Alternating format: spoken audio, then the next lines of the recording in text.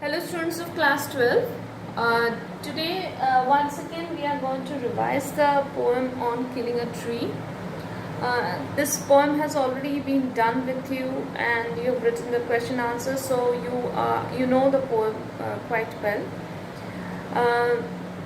Just to remind you a few points, On Killing a Tree is written by G. Patel, and G. Patel is a poet, a painter, playwright, and apart from that he is also a doctor by profession.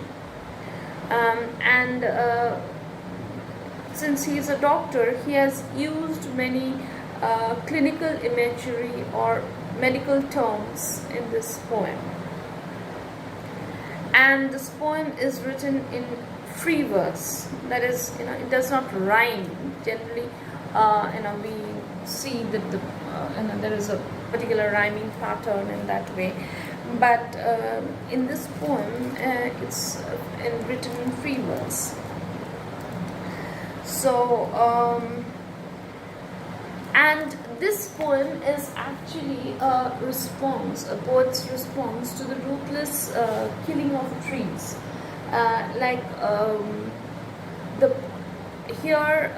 We find that in this poem he has gone into great detail as to how a tree can be killed.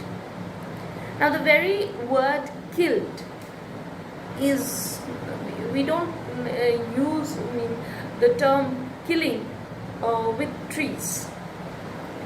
We use the term killing with human beings.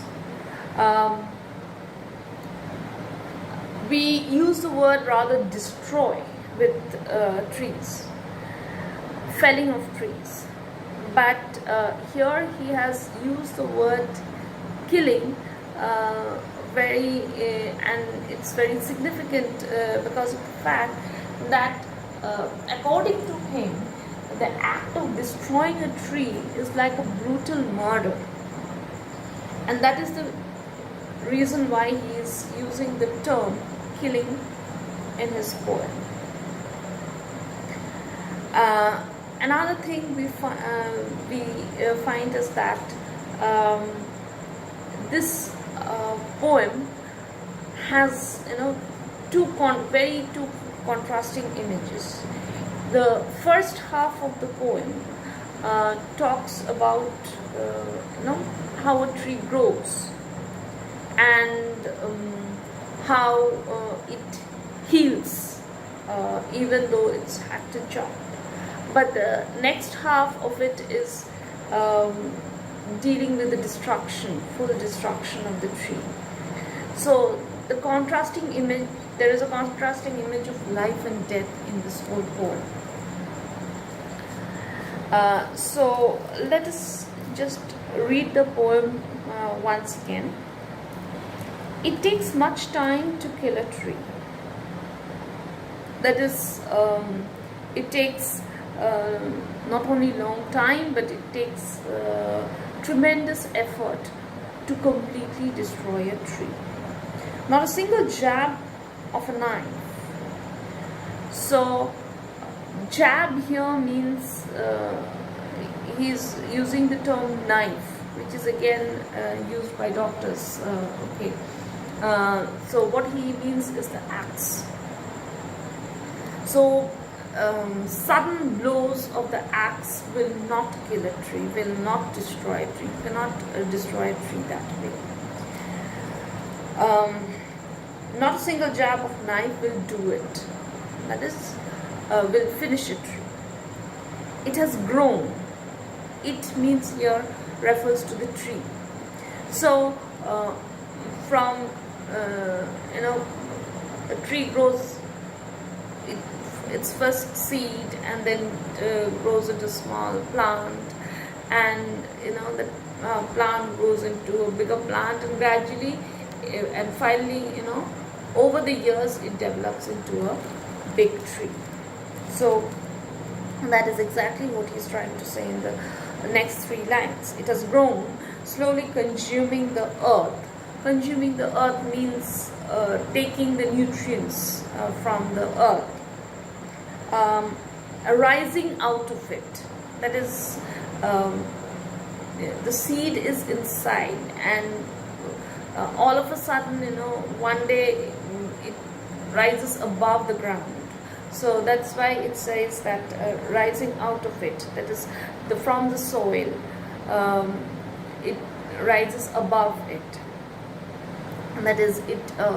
The plant unfolds itself to the bright sun, rising out of it, feeding upon the crust. Crust is the outer layer of the earth. Absorbing. And how does a tree grow? Absorbing years of sunlight, air and water. So the tree grows, and the process of growing into a tree is a long drawn process. So what happens is that since it takes a long time to grow, and it takes in nutrients from the earth and the air, water, and absorbs air, water, and sunlight over the years. So it has a very strong foundation. So that is the reason why even several blows cannot just finish off a tree.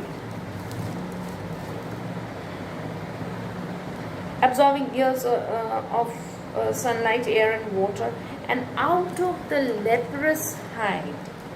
Leprous hide means it's talking of the discolored bark, the rough and scaly bark of the tree, which is, and leprous hide also refers to a particular disease of leprosy, where the skin becomes completely discolored, and where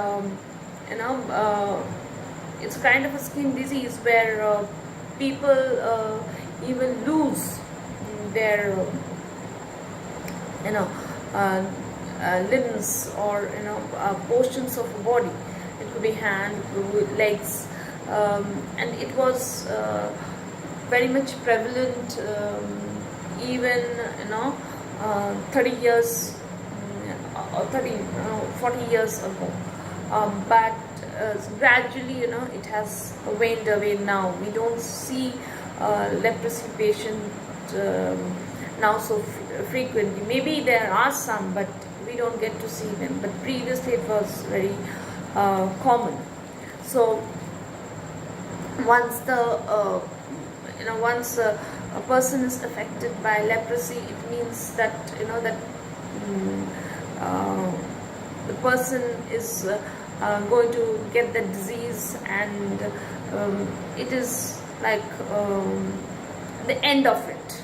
Okay, end of it in the sense that maybe if it's in the hand, that you might lose the hand, but for the tree it's exactly the opposite thing.